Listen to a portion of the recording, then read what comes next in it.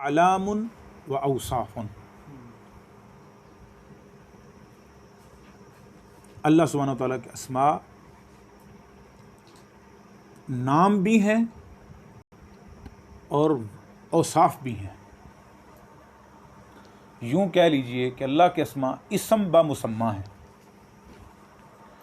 اور اعلام باعتبار دلالتها على الذات، اعلام یہ علم کی جمع ہے،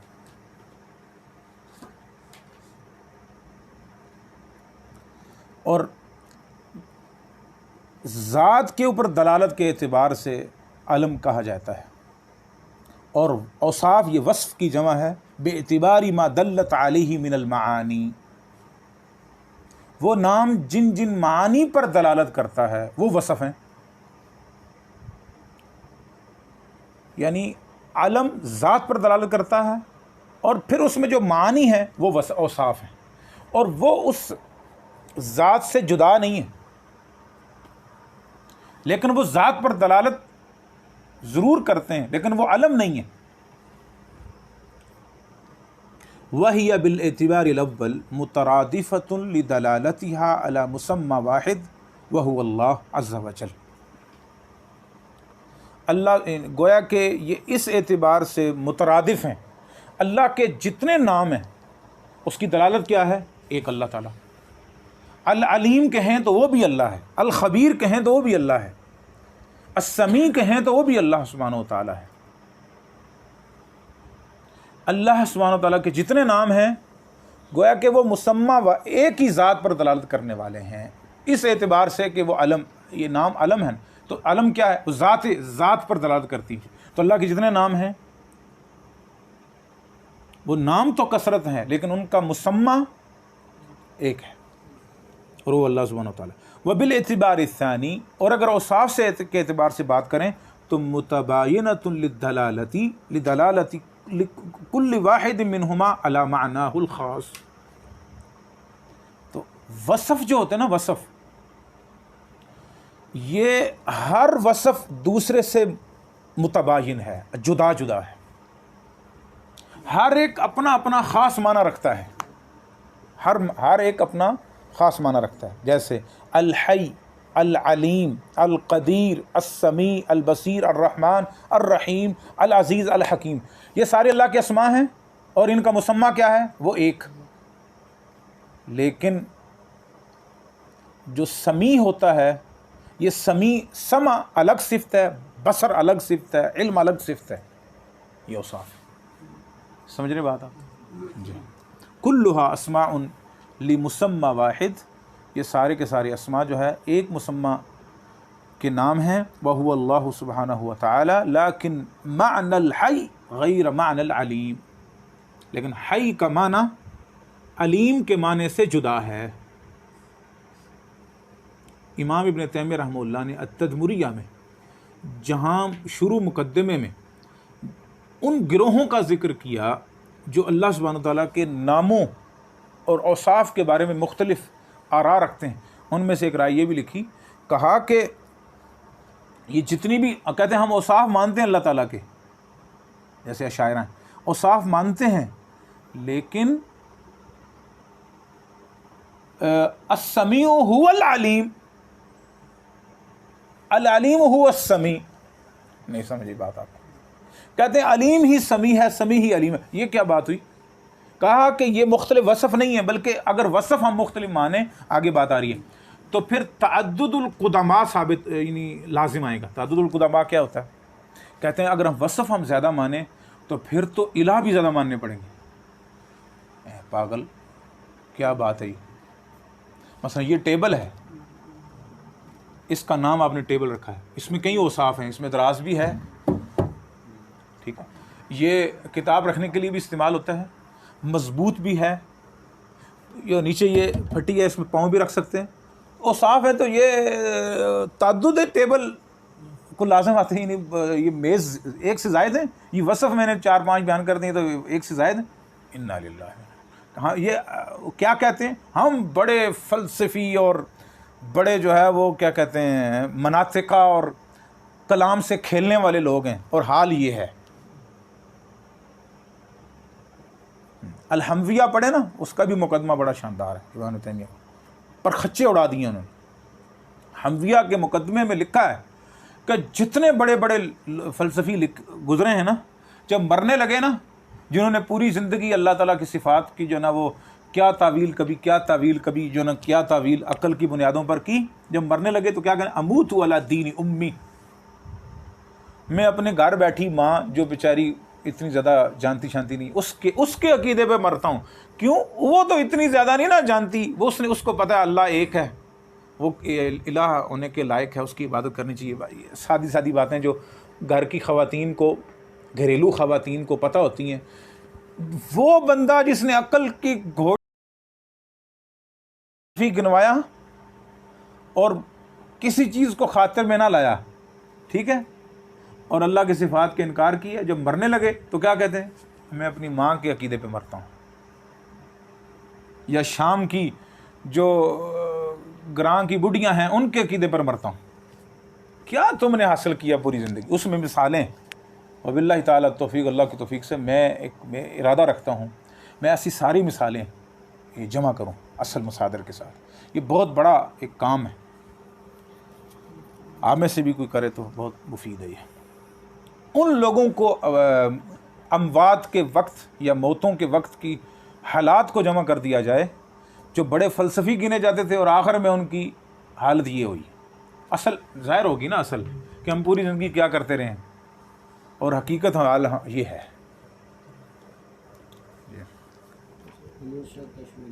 ہاں جی، ہاں جی، بالکل ایسے بہت سی مثالیں اس کی آپ کے سامنے آ سکتی ہیں۔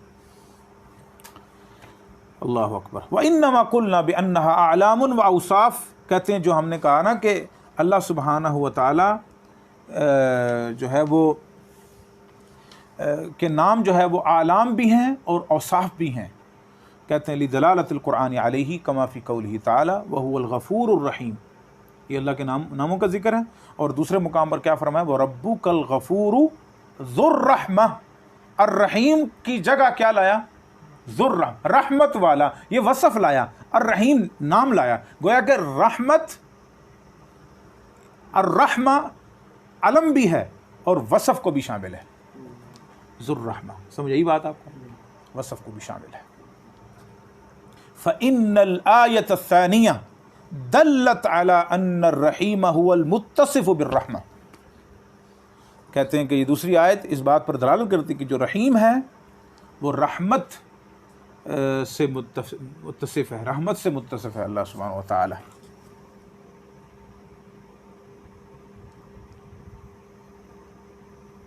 اچھا جی،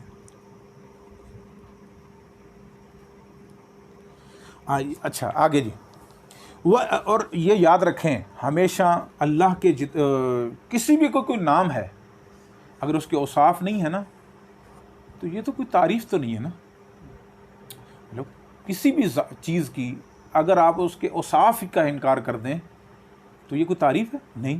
اسی وجہ سے امام ابن قیم رحمۃ اللہ علیہ نے الصواعق المرسلہ، بڑی شاندار کتاب ہے، اس میں یہ بات کی، اور یہی بات امام شیخ شمس الدین اخوانی رحمۃ اللہ علیہ، بڑے عالم تھے، بڑے، ان کی کتاب الماتوریدیہ، پشاور میں ایک جگہ ہے، یہ پشاور یونیورسٹی کے قریب، ادھر بہت بڑی مسجد بھی ہے جس کو پٹھان لوگ سپن جماعت کہتے ہیں، سفید مسجد کے نام سے وہ مشہور ہے، بہت بڑی وہ سرکاری مسجد ہے، اور وہ بنائی تھی غالباً جو پہلے جو وزیر وغیرہ رہا، اسی کے قریب مدرسہ ہے جامعہ عصریہ، جامعہ عصریہ، بڑے بڑے مشائخ یہاں وہاں پڑھایا کرتے تھے، جس میں شیخ عبدالعزیز نورستانی حافظہ اللہ بھی وہیں پڑھاتے تھے، شیخ شمس الدین اخوانی رحمہ اللہ نے وہ بنایا تھا بنیادی طور پر، اس میں کردار شیخ عبدالعزیز نورستانی کا بھی ہے۔ اس میں ہمارے ایک شیخ اور بڑے محبوب اور بڑے پیارے شیخ حکیم، جن سے ہم نے بہت استفادہ کیا، شیخ عبدالقیوم سلفی رحمہ اللہ تعالی، جب بیمار ہوئے تو میں ان سے ملنے کے لیے گیا تو انہوں نے پھر وہ پورے مدرسے کا وزٹ بھی کرایا مجھے، معذور تھے، پولیو کا شکار ہو گئے تھے، اردو بہت صاف تھی، پٹھان ہونے کے باوجود بہت صاف اردو بولتے، وراثت میں امام آپ کہیں لا شک، ٹھیک ہے، امام تھے بلا مدافع، ہے نا. تو اللہ تعالیٰ نے ان کو الٹے ہاتھ سے لکھتے تھے. تہجد میں نے ان کو کبھی چھوڑتے نہیں دیکھا. بہت سادہ قرآن پڑھتے تھے، لیکن جب فجر کی نماز اکثر پڑھائیں تو اس کی چاشنی اب بھی وہ اپنے کانوں میں محسوس کرتا ہوں. اللہ، حافظ نہیں تھے لیکن قرآن بہت یاد تھا. فجر اکثر پڑھایا کرتے تھے. بچے بہت شوق سے بھاگ کر آپ کے فجر میں شامل ہوتے تھے. شیخ کی ایک خاص، ہمارے کلاس فیلو تھے، وہ ان کی نقل اتارا کرتے تھے، یعنی ان کی قرات کی، یعنی محبت میں اتارتے تھے، طنز میں نہیں. اللہ تعالیٰ ایسا نہیں تھا، محبت میں اتارتے تھے. تو وہ شیخ شمس الدین افغانی رحمہ اللہ کی بہت تعریف کیا کرتے تھے، اور وہ بھی قابل تعریف ہے. ان کی الماتوریدیہ ہی ان کے لیے، ان کی تعریف کے لیے کافی ہے. ایک اور کتاب ہے امام الکوثریہ، وہ بھی لکھی انہوں نے. اسر جہود علماء الحنفیہ فی ابطالی تسویۃ القبور، یا کیا پتہ نہیں اس طرح نام ہے. 3 جلدوں میں، نہیں 2 جلدوں، وہ 2 جلدوں میں ہے. 3 جلدوں میں الماتوریدیہ ہے، اور امام الکوثریہ 1 جلد میں ہے. امام الکوثریہ تو ہے میرے پاس، ماتوریدیہ بھی ہے. اس میں بھی نقل کیا. سعودی عرب میں بہت عرصہ رہے، بڑے بچے تھے ماشاءاللہ. 4 بیویاں تھیں اور بہت اولاد ماشاءاللہ. سارے بچے تو نہیں، لیکن بہرحال کافی بچے ان کے علم کی طرف آئے. ایک بچہ ان کا، ان سے میری ملاقات بھی ہوئی ان کے گھر میں، جہاں شیخ صاحب کی لائبریری تھی. لائبریری کو بھی میں نے دیکھا. تو وہ تازہ تازہ بھی پی ایچ ڈی کر کے آئے تھے. محمد نام تھا، نہیں محمد نہیں، شاید محمد تو بڑا بیٹا ہے، عبید تھا شاید. وہ بہرحال قابل ماشاءاللہ، اچھے قابل آدمی تھے. یا عربی آتی تھی تو یا پھر پشتو آتی ہے بس. تو قابل تھے. امام الکوثریہ پر انہوں نے کام کیا. تو وہ اپنے والد کی یعنی منہج پر ہیں، اس لحاظ سے کہ عقیدے میں ہی پی ایچ ڈی ان کی. نہیں ضیاء الرحمان بڑے ہیں میرے خیال میں، یہ چھوٹے تھے. ان کی طبیعت وائز بہت اچھے، سب سے طبیعت اچھی ان کی ہے بہرحال، اللہ عالم. انہوں نے بھی یہ قاعدے لکھے ابن قیم کے حوالوں سے. اور ویسے بھی کیا ہے، والمعطلۃ یعبدون عدما. یہ جو معطلان ہیں، جو اللہ کی صفات کے انکاری ہیں، یہ گویا کہ اللہ کے ایک ایسی چیز کو پوج رہے ہیں جس کا وجود ہی نہیں ہے. کیوں؟ وہ اللہ کی صفات کے انکاری ہیں نا. تو جس کی کوئی صفات ہی نہیں ہے، تو وہ تو مثلا دنیا میں کوئی چیز ہے، دنیا میں کوئی چیز ہے، کیڑا مکوڑے سے لے کر کوئی بے جان کوئی چیز، اب اس کی صفات تو ہوتی ہیں کہ نہیں. آپ یہ کمپیوٹر ہے، آپ اس کی تعریف کریں گے نا، اس میں یہ خوبی ہے، یہ خوبی ہے، یا برائی بھی کریں گے بے شک، وہ بھی ایک وصف ہے نا، اچھائی کریں یا برائی کریں. آپ یہ ریک ہیں، یہ ٹیبل ہے، کچھ بھی ہو، کچھ بھی دنیا میں، کیا اس کے وصف نہیں ہوتے؟ اور اب جس کا وصف ہی کوئی نہیں، وہ تو پھر کوئی عدم چیز ہوگی نا جی. کیونکہ موجود چیز کا وصف ہونا ضروری ہے، اور ہوتا ہے. سمجھ یہی بات ہے. تو والمعطلۃ یعبدون عدما، وہ تو عدم چیز کو پوج رہے ہیں. والمشبہۃ یعبدون صنما، اور مشبہہ وہ اللہ سبحانہ وتعالیٰ کی صفات کو مخلوق کی صفات کے مشابہ قرار دیتے ہیں، جیسے بت کو پوج رہے ہیں. اس کے ایسے ہاتھ ہیں، ایسا چہرہ ہے، لا الہ الا اللہ ہیں. کوئی عقل نہیں ہے ان لوگوں میں، کیا بات کر رہے ہیں جی. ولاجماع اہل اللغۃ والعرف انہ لا یقال علیم الا لمن لہ علم. کہتے ہیں اہل لغت اور اہل معرفت کا اتفاق ہے اس بات پر کہ علیم اسے ہی کہا جاتا ہے جس کے پاس علم ہو. اب عالم کس کو کہیں گے آپ؟ جس کے پاس علم ہو. علامہ کس کو کہیں گے؟ جس کے پاس کثیر بڑا علم ہو. محدث جس کے پاس حدیث کا علم ہو. حافظ جس کو جو حافظے میں ضرب المثل ہو. تو یعنی یہ کیسے ہو سکتا ہے؟ اصل میں ان کا موقع تھا العلیم بلا علم السمیع بلا سمع. وہ کیا سمیع ہوگا جو بلا سمع ہے؟ لا الہ الا اللہ. وہ علیم، یہ تو اللہ سبحانہ و تعالیٰ کی شان میں ایک عجیب گستاخی ہے کہ اللہ کو آپ علیم مان رہے ہیں. لیکن بلا علم وہ کیا چیز ہوتی ہے؟ یہ بھی کوئی دنیا میں کوئی ایسی کوئی یعنی کوئی صاحب عقل ایسی بھی بات کرتے ہیں؟ اور یہ کیا کہتے ہیں؟ ہم بڑے عقلانی ہیں، بڑی ہماری جو ہے نا عقل ہے. کیا عقل ہے؟ اندازہ نہیں. خود کے پاس اپنا وہ کہتے ہیں کہ ہم جیسا کوئی نہیں ہے. جتنے بھی ادیب ہوں گے نا، چاہے اردو میں ادیب ہوں، پشتو میں ادیب ہوں، فارسی کے ادیب ہوں، عربی کے ادیب ہوں، اگر ان کو قرآن و سنت سے اٹیچ نہیں ہے، صرف ادیب ہی ہیں، تو ان میں تکبر ہوگا. یاد رکھ لیں، یہ میرا آج قاعدہ لکھ لیں.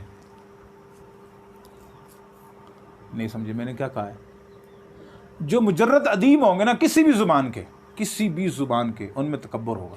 ہاں وہ ادیب جو قرآن و سنت کے علم سے بھی روشناس ہوں تو ان کا تکبر قرآن و سنت توڑ دیتا ہے. مثلا عربی میں بہت بڑا عربی دان ہوگا تو قرآن کے سامنے تو آگے وہ ہاتھ جوڑ کر ہی بیٹھے ہوئے نا. جتنی مرضی وہ ادیب بن جائے، قرآن کے الفاظ اس کے تکبر کو توڑ کے وہ پھینک دیں گے. احادیث مبارکہ میں الفاظ خاص طور پہ اور تو اور سیدہ عائشہ رضی اللہ عنہا کے اوپر کتابیں لکھی گئی ہیں ان کے عربی ادب کی مہارت پر. ٹھیک ہے. اچھا، امام شافعی رحمہ اللہ اصلاً تو یعنی فقیہ اور محدث تھے، لیکن جب جاحظ کے سامنے کتابیں آئیں نا امام شافعی کی تو وہ تعریف کیے بغیر نہیں رہ سکتے.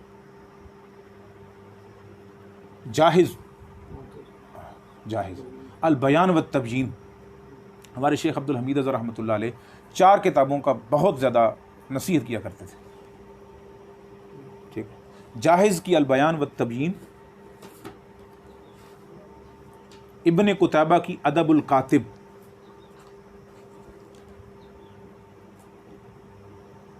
ابن ہشام کی مغنی اللبیب عن کتب الاعاریب، یہ ابن ہشام وہی ہے نا قطر النداء والے. اور چوتھی جو ہے غالباً کامل ابن المبرد کی تھی. ابن قتیبہ آپ کو پتہ ہے اہل سنہ کے ادیب، ان کو ادیب و اہل سنہ کہا جاتا ہے. ابن قتیبہ ادب الکاتب، بہت شاندار کتاب. چلیں جی. ولا سمیع الا لمن له سمع ولا بصیر الا لمن له بصر. بصیر وہی ہوگا جس کے پاس بصر ہوگی. وهذا امر ابین من ان يحتاج الى دلیل. یہ بات اتنی واضح ہے کہ اس کے لیے دلیل کی ضرورت نہیں ہے کہ علیم کہتے ہیں علم والے کو ہیں، بصیر کہتے ہیں بصر والے کو ہیں، سمیع کہتے ہیں سمع والے کو ہیں. وبهذا علم ضلال من سلبوا اسماء اللہ تعالی معانیها من اہل التعطیل. کہتے ہیں اس سے اس تفصیل سے یا اس قاعدے سے واضح ہوا کہ وہ لوگ گمراہ ہیں جو اللہ سبحانہ وتعالیٰ کی ناموں سے معانی کو سلب کر لیتے ہیں کہ اللہ علیم تو ہے لیکن بلا علم. لا الہ، اہل تعطیل میں سے. وقالوا ان اللہ تعالی سمیع بلا سمع وبصیر بلا بصر وعزیز بلا عزہ وہکذا. وعللوا ذلك بأن ثبوت الصفات يستلزم تعدد القدماء. اچھا، وجہ کیا تھی جی؟ عقل کے گھوڑے دوڑائے تو کہاں پہنچے؟ عقل ان کی یہاں پہنچی کہ اگر ہم اوصاف کو مان لیں ایک سے زائد تو یہ تعدد القدماء اس سے یعنی لازم آ جائے گی بات. وَهَذِهِ ہے بڑا پیارا لفظ بولا ابن سیمی، وَهَذِهِ الْعِلَّةُ عَلِيلَةٌ. وَهَذِهِ الْعِلَّةُ، یہ علت خود بیمار زدہ ہے، خود معلول ہے.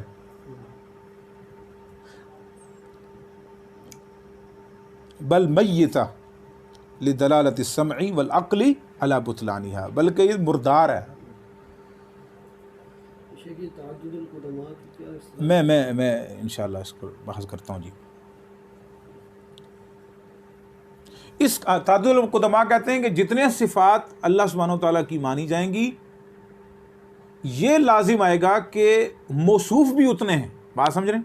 ان کا یہ موقف تھا کہ مطلب جتنی صفات ہم تعداد کے لحاظ سے مانیں گے اتنے ہی ہمیں الہ ماننے پڑیں گے. لا الہ الا اللہ یہ کیسے ہو گیا؟ ایک چیز کی ایک سے زائد صفات ہو سکتی ہیں. جیسے بڑی پیاری مثال،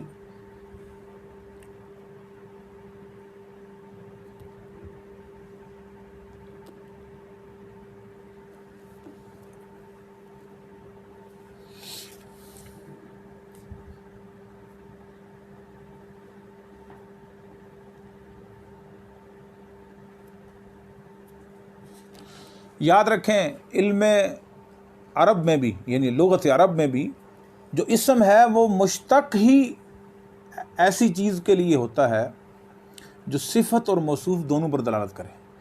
مثلا آپ کہتے ہیں کسی کو الکاتب، یہ ایک ہی وقت میں ذات پر بھی دلالت کر رہا ہے اور صفت کتابت پر بھی دلالت کر رہا ہے. آپ نے کاتب کیوں کہا اس کو؟ اسی لیے کہا نا کہ وہ لکھنے والا کون ہے، یہ لکھتا کیا ہے، اس میں صفت کتابت ہے، یعنی کتابت اچھی کرتا ہے.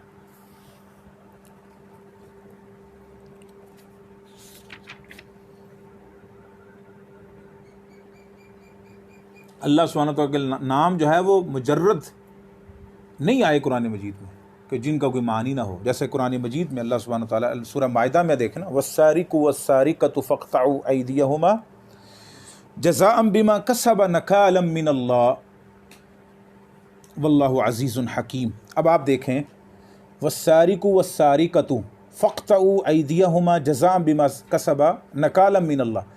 چور مرد ہو یا چوری کرنے والی عورت ہو، دونوں کے ہاتھ کاٹے جائیں گے. اللہ نے آگے کیا کہا؟ یہ تو جزا ہے ان کی، یعنی یہ بطور ویسے دلیل ذکر، اس میں ذکر نہیں.